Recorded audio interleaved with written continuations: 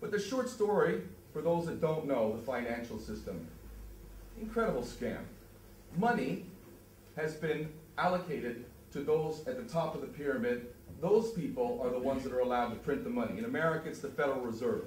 Here, it's the Bank of England and the European central banks. These fraudsters are allowed to print money out of thin air, backed by nothing. Backed by nothing. And they were given that power by our corrupt, greedy, pathetic so-called leaders, whether they're prime ministers or politicians, all of them traitors with the rarest of exceptions. They have given the power on behalf of us, who they supposedly speak for these tyrants to be able to print the money. They then loan the money. They then loan the money to the banks at interest. At interest.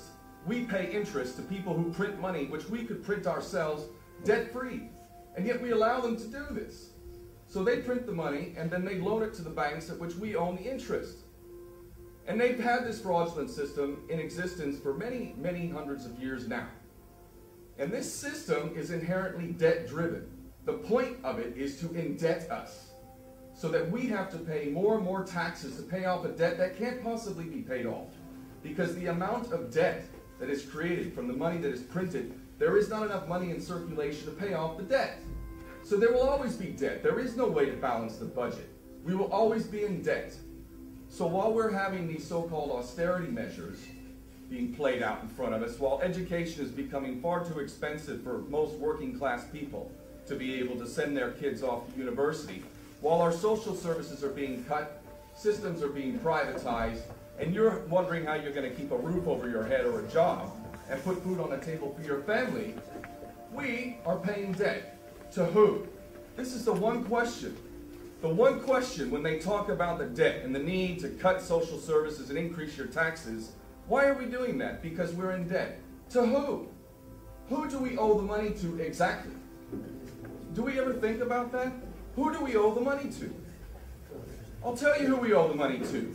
The Rothschilds, the Oppenheimers, the filthy rich banksters that are running this system, that our corrupt prostitute politicians gave the power to these tyrants to do. You all have not worked hard enough. None of you have worked hard enough. None of you working class people out there have worked hard enough. You haven't worked hard enough, and you owe the Rothschilds money.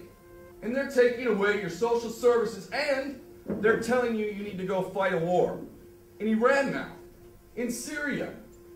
And what do they do with the war? They make money off of us, again.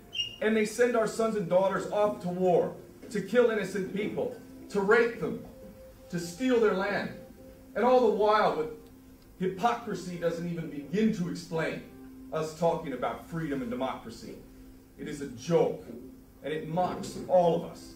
And the head of the snake is the financial system. And Henry Ford rightly said, it's a good thing that people don't understand the financial system, because if they did, there will probably be a revolution by the morning. And it's true.